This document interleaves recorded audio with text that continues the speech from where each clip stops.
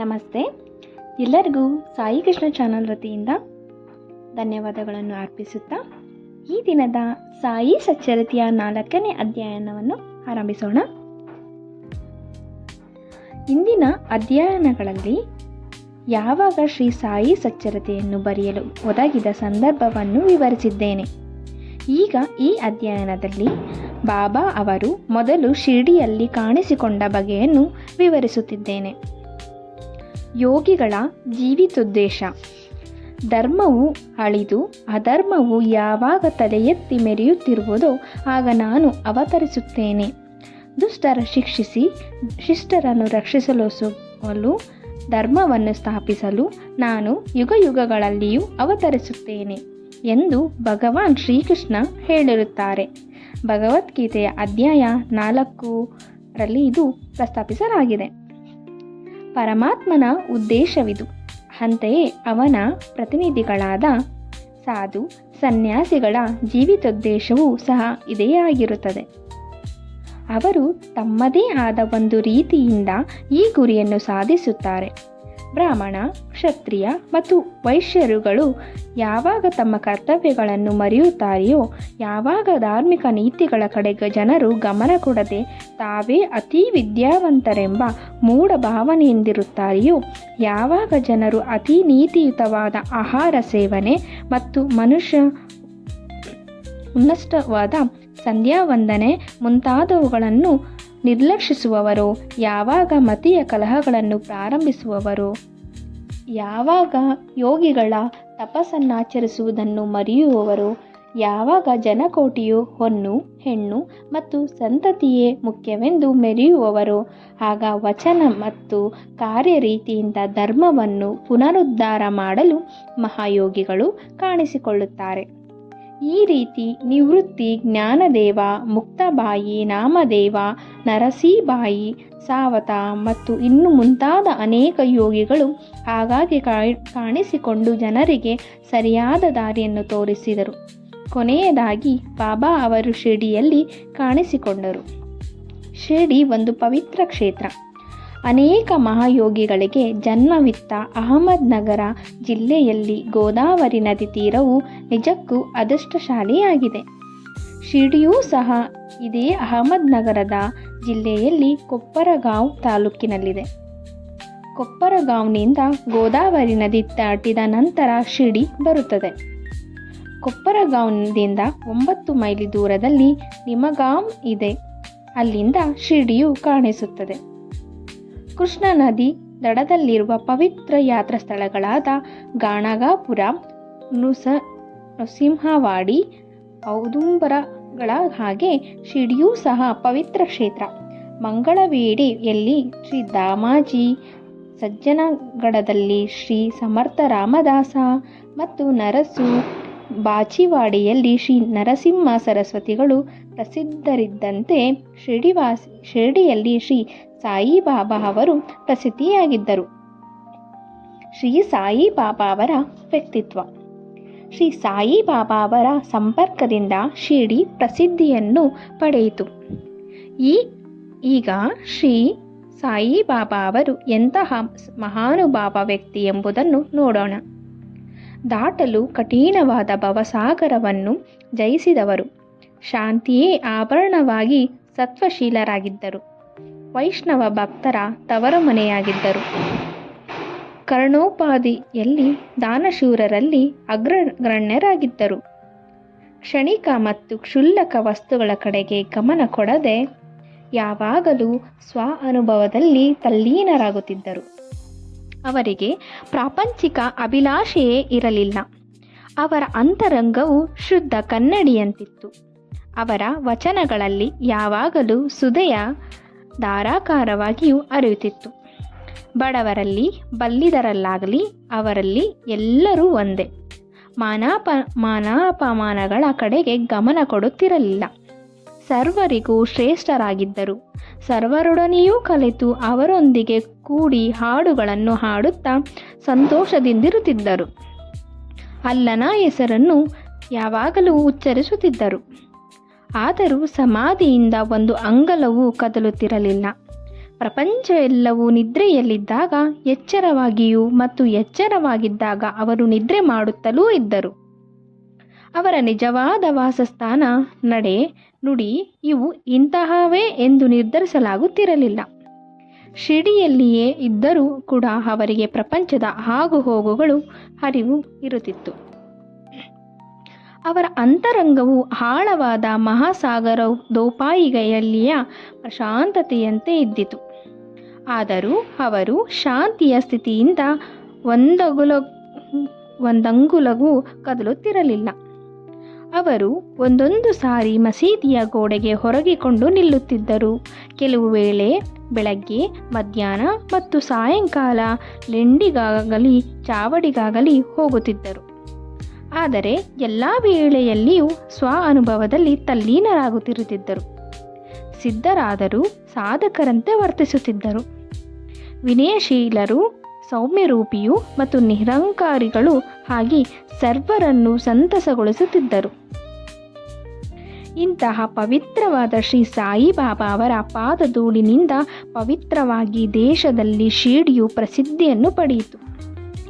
ಆಳಂದಿಯನ್ನು ಜ್ಞಾನೇಶ್ವರರು, ಪೈಠಾಣವನ್ನು ಶ್ರೀ ಏಕನಾಥರು ಉದ್ಧರಿಸಿದ ರೀತಿಯಲ್ಲಿ ಶ್ರೀ ಸಾಯಿನಾಥರು ಶಿರಡಿಯನ್ನು ಉದ್ಧರಿಸಿದರು.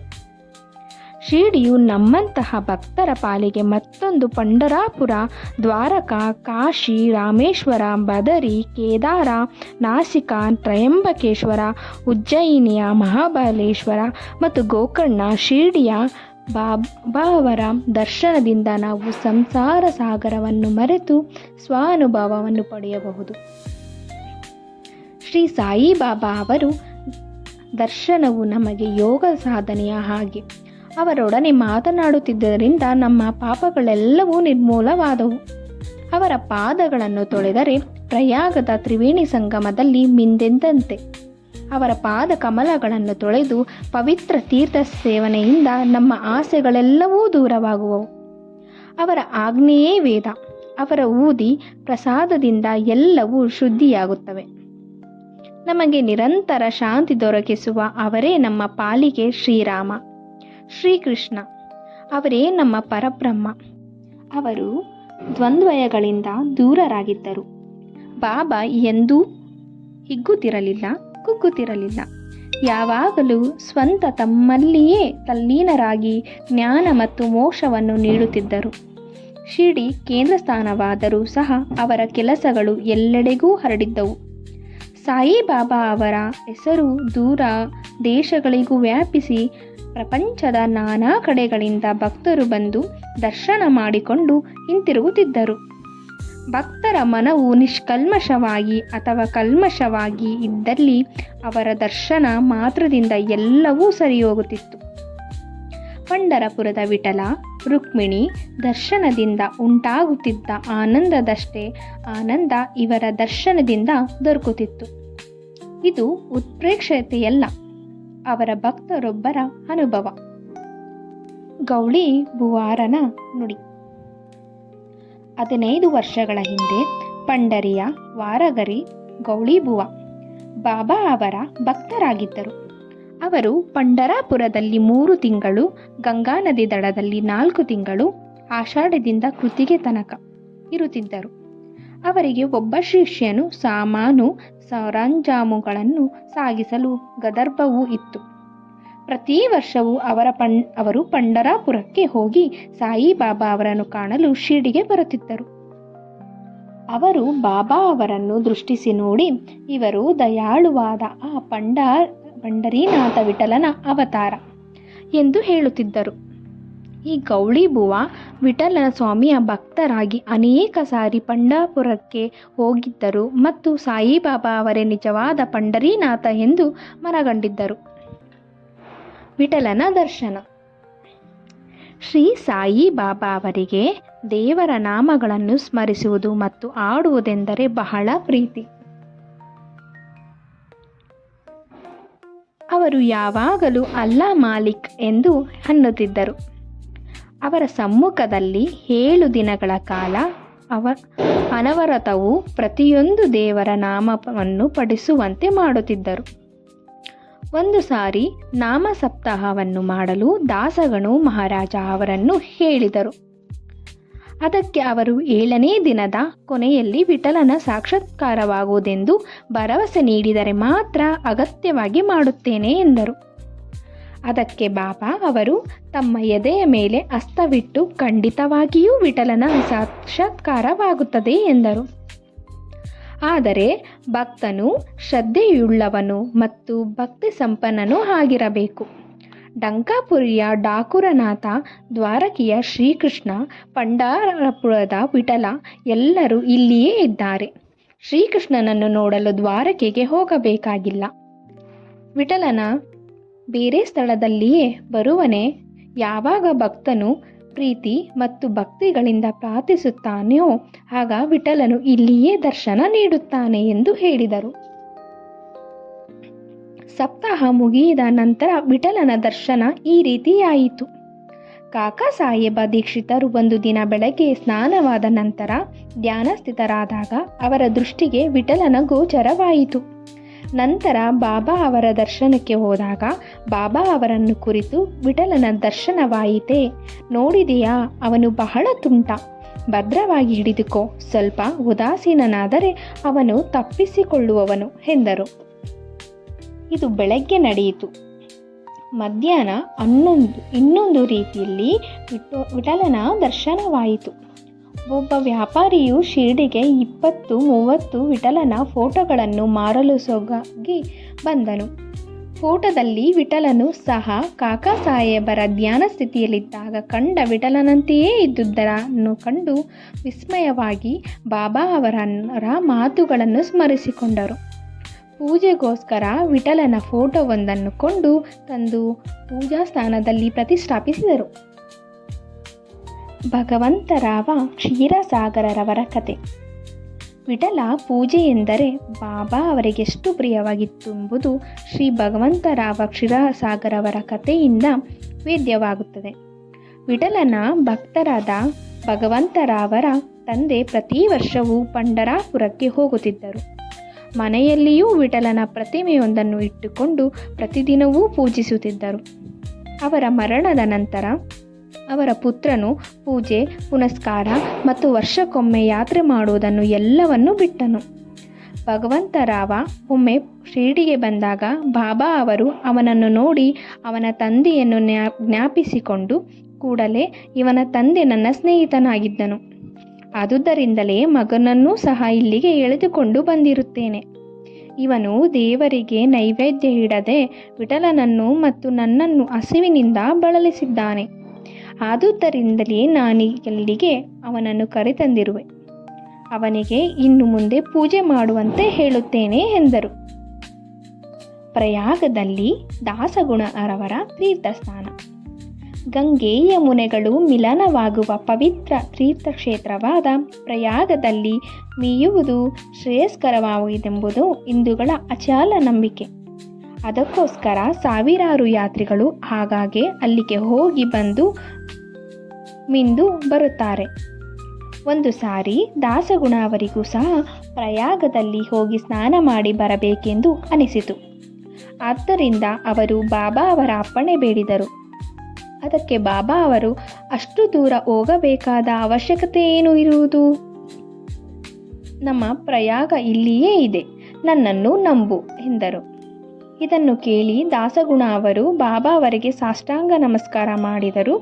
ಆಗ ಅವರಿಗೆ ಕಂಡುದಾದರೇನು? ಬಾಬಾ ಅವರ ಪಾದಗಳಿಂದ ಗಂಗೆ ಹರಿಯುತ್ತಿದ್ದಳು. ಬಾಬಾ ಅವರ ಅದ್ಭುತ ಪವಾಡವನ್ನು ನೋಡಿ ಅವರು ಬಹಳ ಆನಂದಭರಿತರಾಗಿ ಸಂತುಷ್ಟವನ್ನು ಸುರಿಸಿದರು. ಆನಂದಭರಿತರಾಗಿ ಬಾಬಾ ಅವರನ್ನು ಕುರಿತು ಹಾಡತೊಡಗಿದರು. ಬಾಬಾ ಶಿರ್ಡಿಯಲ್ಲಿ ಮೊದಲು ಕಾಣಿಸಿಕೊಂಡ ಬಗೆ.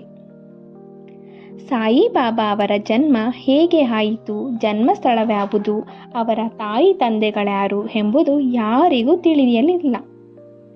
ಈ ವಿಚಾರವಾಗಿ ಬಾಬಾ ಅವರನ್ನೇ ಅನೇಕ ಬಾರಿ ಕೇಳಿದರೂ ಸಹ ಉತ್ತರವನ್ನು ಹೇಳುತ್ತಿರಲಿಲ್ಲ. ಇದುವರೆಗೂ ಅದು ತಿಳಿಯದ ವಿಷಯವಾಗಿಯೇ ಉಳಿದಿದೆ. ನಮಗೆ ಈ ವಿಚಾರವಾಗಿ ಯಾವುದೊಂದು ಸಮಾಚಾರವೂ ತಿಳಿದಿರುವುದಿಲ್ಲ. ನಾಮದೇವ ಮತ್ತು ಕಬೀರರು ಸಾಮಾನ್ಯ ಜನರಂತೆ ಜನ್ಮವಿತ್ತಲಿಲ್ಲವೇ? ಅವರು ಶಿಶುರೂಪದಲ್ಲಿ ನದಿಯಲ್ಲೇ ದೊರೆತರು. ನಾಮದೇವನು ಗೋನಾಯಿಗೆ ಭೀಮರತಿ ನದಿಯಲ್ಲಿಯೂ ಕಬೀರನು ಕಮಲಾನಿಗೆ ಭಾಗೀರಥಿ ನದಿಯಲ್ಲಿಯೂ ದೊರಕಿದರು. ಬಾಬಾ ಅವರು ಸಹ ಇದೇ ರೀತಿ ಜನ್ಮಿಸಿದರು ಎಂದು ಊಹಿಸಲು ಸಂದೇಹಕ್ಕಿಡಬಹುದು. ಅವರು ಮೊದಲು ಶಿರಡಿಯಲ್ಲಿ ಭಕ್ತರಿಗೋಸ್ಕರವೇ ಒಂದು ಬೇವಿನ ಮರದ ನೆರಳಿನಲ್ಲಿ 14 ವರ್ಷದ ಯುವಕನಾಗಿ ಕಾಣಿಸಿಕೊಂಡರು. ಆಗಲೇ ಜ್ಞಾನಿಗಳಾಗಿದ್ದರು. ಅವರಿಗೆ ಪ್ರಾಪಂಚಿಕ ಸುಖಗಳ ಕಡೆಗೆ ಗಮನವಿರಲಿಲ್ಲ. ಮಾಯೆಯನ್ನು ಹೊರದೂಡಿದ್ದರು. ಮುಕ್ತಿಯು ಯಾವಾಗಲೂ ಅವರ ಪಾದ ಸೇವೆ ಮಾಡುತ್ತಿದ್ದಳು. ನಾನಾ ಚೋಪದರವರ ತಾಯಿ ಬಾಬಾ ಅವರನ್ನು ಈ ರೀತಿ ವರ್ಣಿಸಿದ್ದಾರೆ. ಸುಂದರವಾಗಿಯೂ ಚಟುವಟಿಕೆ ಯುವಕನಾಗಿಯೂ ಇದ್ದ ಈ ಹುಡುಗನು ಮೊದಲು ಅಸನಾಸೀನವಾಗಿ ಬೇವಿನ ಮರದ ಕೆಳಗೆ ಕಾಣಿಸಿಕೊಂಡನು. ಬಿಸಿಲು, ಚಳಿ, ಮಳೆ, ಗಾಳಿಯನ್ನು ಲೆಕ್ಕಿಸದೆ ಕಠಿಣವಾದ ತಪಸ್ಸಿನಲ್ಲಿ ನಿರಂತರವನಾದ ಈ ಬಾಲ ಸಾಧುವನ್ನು ನೋಡಿ ಹಳ್ಳಿಯ ಜನರೆಲ್ಲರೂ ವಿಸ್ಮಿತರಾದರು. ಈ ಹುಡುಗನು ಹೇಗೆ ಬಂದನು ಎಂದು ಪಿಸುಗುಡುತ್ತಿದ್ದರು. ಅವನ ರೂಪ ಲಾವಣ್ಯಗಳು ಅವರ ಏಕೈಕ ದರ್ಶನ ಮಾತ್ರದಿಂದಲೇ ಸರ್ವರನ್ನು ಸಂತೋಷಗೊಳಿಸುತ್ತಿದ್ದವು. ಅವನು ಯಾರ ಮನೆ ಬಾಗಿಲಿಗೂ ಹೋಗುತ್ತಿರಲಿಲ್ಲ. ಯಾವಾಗಲೂ ಬೇವಿನ ಮರದ ಕೆಳಗೆ ಕುಳಿತುಕೊಳ್ಳುತ್ತಿದ್ದನು. ಅನುರಾಗಯುಕ್ತನಾಗಿ ಎಲ್ಲರಿಗೂ ಅವನು ಸಮಸ್ಯೆಯಾಗಿದ್ದನು. ಒಂದು ದಿನ ಖಂಡೋಬ ದೇವರು ಒಬ್ಬರ ಮೈಯಲ್ಲಿ ಬಂದಾಗ ಊರಿನ ಜನರು, ಹೇ ದೇವ, ಯಾವ ಪುಣ್ಯಾತ್ಮನ ಪುತ್ರನಿವನು? ಇಲ್ಲಿಯವರೆಗೆ ಬಂದ ಬಗೆ ಹೇಗೆ ತಿಳಿಸಿ ಎಂದು ಕೇಳಲು ಖಂಡೋಬನು, ಒಂದು ಹಾರೆಯನ್ನು ತೆಗೆದುಕೊಂಡು ಬನ್ನಿರಿ, ನಾನು ತೋರಿಸಿದ ಜಾಗದಲ್ಲಿ ಹಗೆಯಿರಿ ಎಂದು ಉತ್ತರವಿತ್ತನು. ಆಗ ಜನರು ಕೂಡಲೇ ಆ ಜಾಗವನ್ನು ಹಗೆದರು. ಅಗೆಯುತ್ತಿರುವಾಗ ಒಂದು ಕಲ್ಲಿನ ಚಪ್ಪಡಿಯಲ್ಲಿ ಸಿಕ್ಕಿತು. ಅದನ್ನು ತೆಗೆದು ನೋಡಿಲಾಗಿ ಒಂದು ಹಾಜರವೂ ಕಾಣಿಸಿತು. ಆಗ ಖಂಡೋಬನು, ಈ ಹುಡುಗನು ಇಲ್ಲಿ 12 ವರ್ಷಗಳ ಕಾಲ ತಪಸ್ಸು ಮಾಡಿರುವನು ಎಂದನು. ಕೂಡಲೇ ಜನರು ಈ ವಿಷಯದಲ್ಲಿ ಆ ಹುಡುಗನನ್ನು ಪ್ರಶ್ನಿಸಲು, ಇದು ನನ್ನ ಗುರುವಿನ ಸ್ಥಾನ, ಇದನ್ನು ಜೋಪಾನವಾಗಿ ಕಾಪಾಡಿ ಎಂದು ಬೇಡಿಕೊಂಡನು. ಆಗ ಅವರು ಅದರಂತೆ ಆ ಜಾಗವನ್ನು ಮೊದಲಿನಂತೆಯೇ ಮುಚ್ಚಿದರು. ಅಶ್ವತ್ಥ ಮರವು ಹೇಗೆ ಶ್ರೇಷ್ಠವೆಂಬ ನಂಬಿಕೆ ನಮ್ಮಲ್ಲಿದೆಯೋ ಅದೇ ರೀತಿ ಬಾಬಾ ಅವರಿಗೆ ಬೇವಿನ ಮರವೆಂದರೆ ಅಷ್ಟು ಪ್ರೀತಿ. ಮಾಳ್ವಾ ಸಾಪತಿ ಮತ್ತು ಅನೇಕ ಶಿರ್ಡಿ ನಿವಾಸಿಗಳು ಈ ಜಾಗವನ್ನು ಬಾಬಾ ಅವರ ಗುರುವಿನ ವಿಶ್ರಾಂತಿ ಸ್ಥಾನವೆಂದು ಗೌರವಿಸಿ ಪೂಜೆ ಮಾಡತೊಡಗಿದರು. 3 ವಾಡಗಳು ಅಥವಾ ಧರ್ಮಶಾಲೆಗಳು. ಬೇವಿನ ಮರ ಮತ್ತು ಅದರ ಸುತ್ತಲಿನ ನಿವೇಶನಗಳನ್ನು ಶ್ರೀ ಹರಿವಿನಾಯಕ ಸಾಠೆಯವರು ಖರೀದಿಸಿ ಅಲ್ಲಿ ಸಾಠೆವಾಡ ಎಂಬ ಪ್ರವಾಸಿ ಮಂದಿರವನ್ನು ಕಟ್ಟಿದ್ದಾರೆ. ಈ ಮಂದಿರವು ಅನೇಕ ಭಕ್ತರ ವಿಶ್ರಾಂತಿ ಸ್ಥಳ. ಬೇವಿನ ಮರಕ್ಕೆ ಸುತ್ತಲೂ ಕಟ್ಟೆಯನ್ನು ಕಟ್ಟಿರುತ್ತಾರೆ. ಬೇವಿನ ಮರದ ಹತ್ತಿರ ಯಾರು ಗುರುವಾರ ಮತ್ತು ಶುಕ್ರವಾರದಂದು ಧೂಪವನ್ನು ಹಾಕುತ್ತಾರೋ ಅವರಿಗೆ ದೇವರ ಅನುಗ್ರಹದಿಂದ ಶಾಂತಿ ಸುಖಗಳು ಲಭಿಸುವುದೆಂಬ ಪ್ರತೀತಿ ಇದೆ. ಈ ಮಂದಿರವು ಬಹಳ ಹಳೆಯದಾಗಿದ್ದರಿಂದ ಸಂಸ್ಥಾನದವರು ಅದನ್ನು ಸರಿಪಡಿಸಿ ಸ್ವಚ್ಛವಾಗಿ ಶುಚಿಯಾಗಿಟ್ಟಿರುತ್ತಾರೆ. ಸಾಠೆವಾಡ ಕಟ್ಟಿದ ಸ್ವಲ್ಪ ದಿನಗಳಲ್ಲಿಯೇ ದೀಕ್ಷಿತವಾಡ ನಿರ್ಮಿತವಾಯಿತು. ಮುಂಬಯಿಯ ಸಲಹಾ ವಕೀಲರಾದ ಕಾಕಾ ಸಾಹೇಬ ದೀಕ್ಷಿತ್ ಅವರು ಒಮ್ಮೆ ಲಂಡನ್ನಿಗೆ ಹೋಗಿದ್ದಾಗ ಒಂದು ಅಪಘಾತದ ಪ್ರಯುಕ್ತ ಕಾಲುಗಳಿಗೆ ಏಟು ಬಿದ್ದು ಯಾವುದರಿಂದಲೂ ಸರಿಯೋಗಲಿಲ್ಲ. ನಾನಾ ಸಾಹೇಬ ಚಂದೋರಕರ ಅವರು ಸಾಯಿಬಾಬಾವರ ದರ್ಶನ ಪಡೆಯುವಂತೆ ಪ್ರೇರೇಪಿಸಿದರು. ಅದರಂತೆ ಅವರು 1909ರಲ್ಲಿ ಸಾಯಿಬಾಬಾವರ ದರ್ಶನ ಪಡೆದರು. ಮನೋರೋಗವನ್ನು ನಿವಾರಣೆ ಮಾಡಿ ಎಂದು ಬೇಡಿಕೊಂಡರು. ಬಾಬಾ ಅವರು ದರ್ಶನದಿಂದ ತೃಪ್ತರಾಗಿ ಶಿರ್ಡಿಯಲ್ಲಿ ನೆಲೆಸಬೇಕೆಂದು ಮನಸ್ಸು ಮಾಡಿದರು. ಶಿರ್ಡಿಯಲ್ಲಿ ಭಕ್ತರಿಗೊಂದು ಮಂದಿರವನ್ನು ಕಟ್ಟಿಸಿ ತಾವೂ ಒಂದು ಮನೆಯನ್ನು ಕಟ್ಟಿಸಿಕೊಂಡರು. ಇದು ಆರಂಭವಾಗಿದ್ದು 10/12/1910ರಂದು. ಅದೇ ದಿನ 2 ಮುಖ್ಯ ಘಟನೆಗಳು ಜರುಗಿದವು. ಶ್ರೀ ದಾದಾ ಸಾಹೇಬ ಕಾರ್ಪಡೆಯವರಿಗೆ ಮನೆಗೆ ಹೋಗಲು ಅನುಮತಿ ದೊರಕಿತು. ಚಾವಡಿಯಲ್ಲಿ ರಾತ್ರಿ ಆರತಿ ಪ್ರಾರಂಭವಾಯಿತು. ಈ ದೀಕ್ಷಿತ ವಾಡೆಯು 1911ನೇ ವರ್ಷದಲ್ಲಿ ಶ್ರೀ ರಾಮನವಮಿಯ ದಿನ ಉದ್ಘಾಟಿಸಲಾಯಿತು. ಮೂರನೇ ಮಂದಿರವು ನಾಗಪುರದ ಲಕ್ಷ್ಮಣಾಧೀಶರಾದ ಶ್ರೀ ಬೂಟೆಯವರ ಸಹಾಯದಿಂದ ನಿರ್ಮಿತವಾಯಿತು. ಇದಕ್ಕೆ ಲಕ್ಷಾಂತರ ರೂಪಾಯಿಗಳನ್ನು ಖರ್ಚು ಮಾಡಿದರು. ಈ ಮಂದಿರದಲ್ಲಿ ಶ್ರೀ ಸಾಯಿಬಾಬಾ ಅವರ ದೇಹವು ವಿಶ್ರಾಂತಿ ಪಡೆಯುತ್ತಿರುವುದರಿಂದ ಭವನ ನಿರ್ಮಾಣಕ್ಕೆ ವಿನಿಯೋಗಿಸಿದ ಹಣವು ಸದ್ವಿನಿಯೋಗವಾಯಿತೆಂದು ಹೇಳಬಹುದು. ಈ ಮಂದಿರವೇ ಈಗಿನ ಸಮಾಧಿ ಮಂದಿರ. ಈ ಮಂದಿರದಲ್ಲಿ ನಿವೇಶನದಲ್ಲಿ ಬಾಬಾ ಅವರು ಪ್ರತಿದಿನವೂ ನೀರೆರೆದು ಒಂದು ತೋಟ ನಿರ್ಮಿಸಿದ್ದರು. ವಾಮನ ತಾತ್ಯ ಅವರ ಸಹಾಯದಿಂದ ತೋಟವನ್ನು ನೋಡಿಕೊಳ್ಳುತ್ತಿದ್ದ ಬಗೆ, ಪುನಃ ಚಾಂದಾ ಪಾಟೀಲ್ ಅವರ ಮದುವೆ ದಿಬ್ಬಣದ ಸಂಗಡ ಶಿರಡಿಗೆ ಬಂದ ರೀತಿ, ಮೊಹಿದ್ದೀನ ತಂಬೋಳಿಯವರೊಡನೆ ಕುಸ್ತಿ ಆಡಿದ್ದು, ಇನ್ನು ಮುಂತಾದ ವಿಚಾರಗಳ ಬಗ್ಗೆ ಮುಂದಿನ ಅಧ್ಯಯನದಲ್ಲಿ ವಿವರವಾಗಿ ಪ್ರಸ್ತಾಪಿಸುತ್ತೇನೆ. ಶ್ರೀ ಸಾಯಿ ಪ್ರಣಾಮಗಳು. ಇನ್ನು ಯಾರೆಲ್ಲ ನನ್ನ ಚಾನೆಲ್ನ ಸಬ್ಸ್ಕ್ರೈಬ್ ಮಾಡ್ಕೊಂಡಿಲ್ಲ, ಪ್ಲೀಸ್ ಸಬ್ಸ್ಕ್ರೈಬ್ ಮಾಡ್ಕೊಳ್ಳಿ, ಶೇರ್ ಮಾಡಿ, ಲೈಕ್ ಮಾಡಿ. ಧನ್ಯವಾದಗಳು. ಓಂ ಸಾಯಿರಾಮ್.